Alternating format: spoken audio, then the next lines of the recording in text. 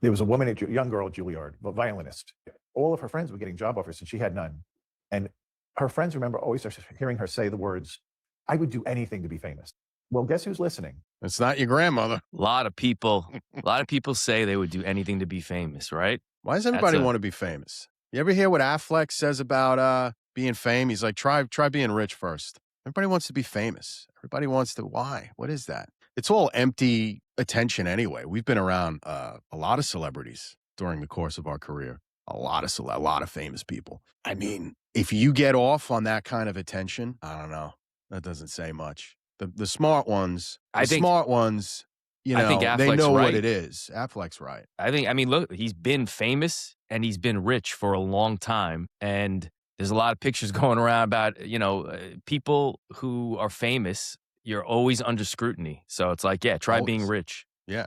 And then they build you up and then they tear you down. Press loves to do that. Paparazzi loves to do that. They build you up. Golden boy, golden girl, they tear you down. Your angel's listening, but also there's other things in the room. I don't think that gets talked about enough. Guardian angels that people have. Everybody's talking about demons and devils and all these things. But what about the good? What about the guardian angels? Apparently they're listening.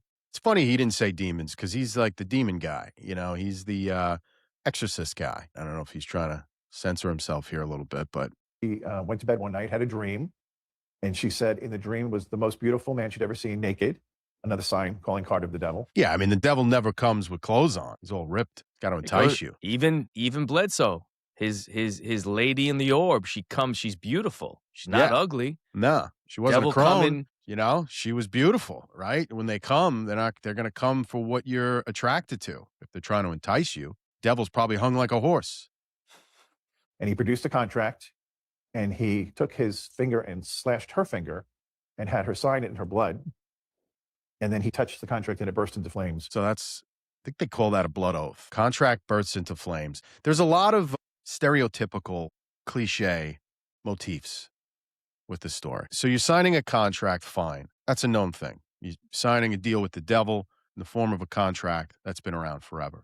And then it bursts into flames. That's assuming that the devil is associating himself with flame. Now we know, right, if you're a Catholic or if you watch enough movies, that God associates the devil with flames and fire. But it's interesting that the devil associates himself with that. I mean, I think in the Bible, it talks about fire and brimstone and right. But why would you? Why would you would want to? I would think you would want to shy away from that. Apparently, in this case, the devil said, "No, we're going to burst this thing into flames." It goes up in flames, and the ashes fell on the floor. But what's worse is her finger was cut and the ashes were next to the bed. So the same thing happened with Tucker, right? He had his alleged demon encounter and he woke up all clawed up. His belly was ripped to shreds. He was tussling with a demon under the covers. You know, I'm reminded of Rosemary's Baby, the famous scene.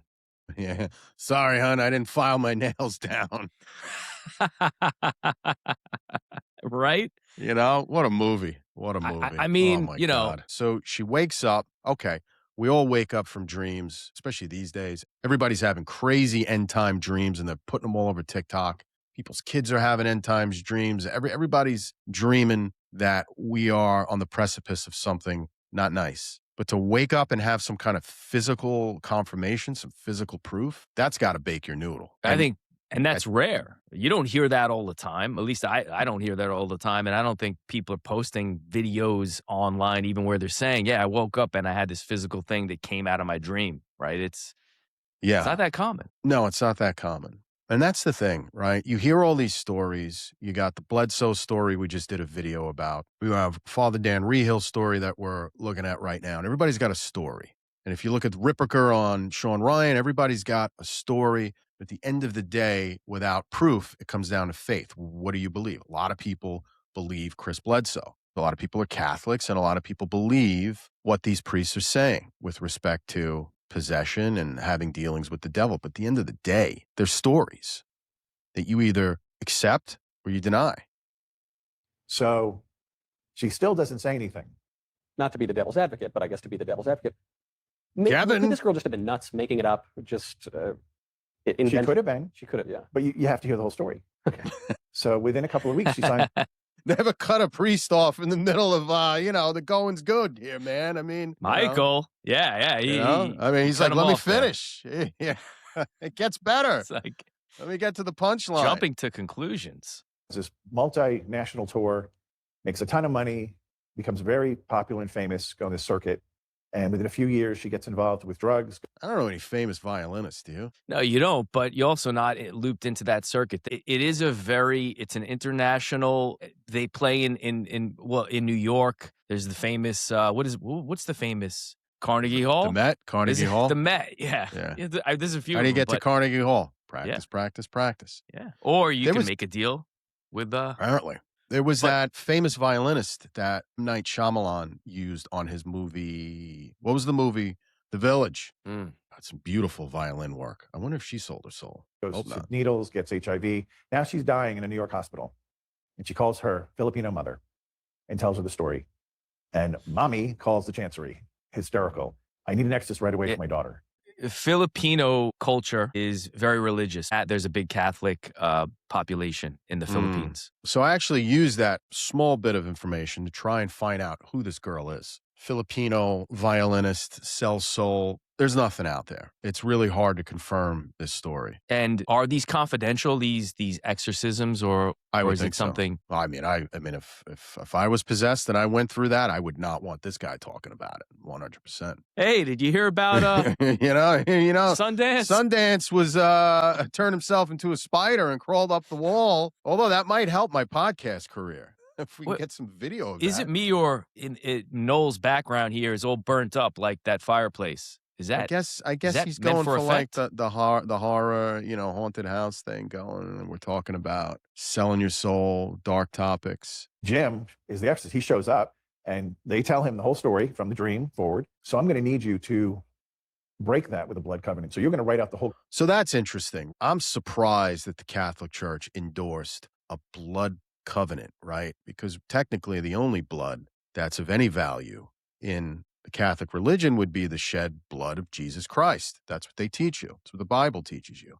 Kind of weird that, I don't know. So- I don't know how to break a blood oath contract. And I guess blood for blood. It's just that, did that priest make that up? Like, where is that doctrine?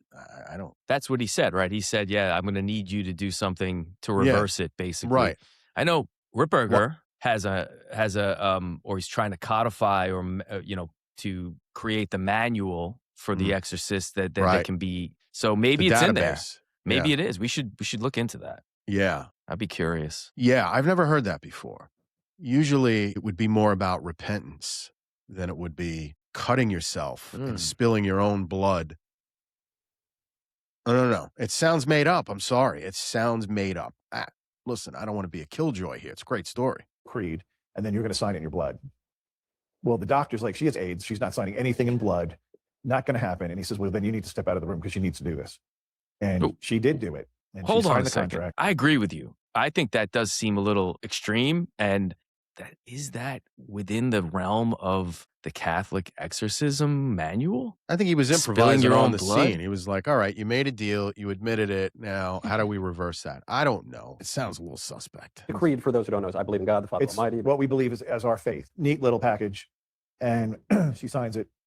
And she convulses and flatlines and dies.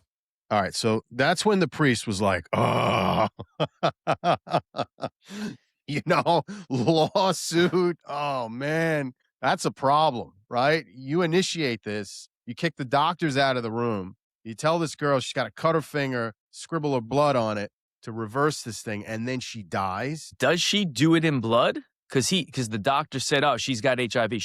She's not doing that. He doesn't think say. Does he say that she did it in the blood, or she just signed her name? In her own blood. She did it, even though the doctor said, yeah, you're not going to let. You Yeah, he can't do kicked the this. She has doctor out. HIV. Yeah, he threw him out. The doctor comes back and he's really upset. The mother is out of her mind. They're all blaming the priest. Hysteria I mean, it was his idea. goes on for about 10 minutes. And then all of a sudden she jumps up off the table. Wow. They test her. No HIV, no AIDS. She's completely healed. Wow. Listen. I mean, Love these stories. Hope they're true.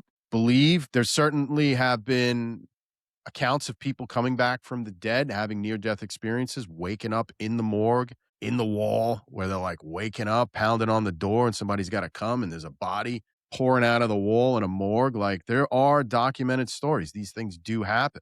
What makes the story a little suspect is we don't know who this is based on. Yeah, it's third hand, right? Would that be second hand or third hand? Definitely third. So a priest told him this story. Yeah. Right. That's right. I think the motif of healing is positive. People want to hear it. Chris Bledsoe talks about his healing. It's a good advertisement for the Catholic Church and exorcism. I think that's a good point. These priests now are on the circuit and they're making a lot of headway and they're getting famous. Dan Reehil, for those who don't know, he's a Roman Catholic priest. He's an exorcist for the Diocese of Nashville. He was a regular guy. He worked, I think, on Wall Street. And at some point, he made a conversion and became a priest, and he became an exorcist for that diocese. And he goes on all these shows and he tells these supernatural stories. And most people don't really have supernatural occurrence. And I say most people. Most people, they wake up, they go to work, they worry about their bills. There's really not much supernatural about their lives. Maybe there's things going on that they can't see. Most likely there are. But when you hear these things, you're always listening from a point of, well, that's never happened to me. I've never seen anything like that. So we got to take this guy's word for it. But like you said, this is great advertisement for the Catholic Church. This is saying the devil's real, evil's real, good is real. And guess what? We're the conduits to God. We're the guys who can fix this. Come, trust us. Come to our house of worship. Pad the poor box. Now, I'm just saying, right? Devil's advocate here, mind the pun. You can see both sides of the story. It's a great advertisement for the Catholic Church. Or it is 100% truth. And that people need to know this kind of spiritual warfare that's going on, that they don't even know is going on, because the supernatural is not part of their life. Again, greatest trick that the devil pulled off was proving to the world that he didn't exist. What's the movie? Well, Usual Suspects. And literally, I think the Vice President of the United States, J.D. Vance, just quoted that line when being interviewed about the whole question of UFOs. And he says, I think they're demons. I don't think they're UFOs based on my background. And he's going to get to the bottom of it. But to your point about advertisement for the church, didn't the Pope just go out on like have a conference and put a kind of a mass calling out for exorcists to, or people to train more properly for exorcism and needing more people? He needs more troops because there's more evil in the world. You can believe that. All you got to do is just go on Instagram and see the evil that exists out there, right, in real time. But what does that prove? That proves that when business is good, you hire more people.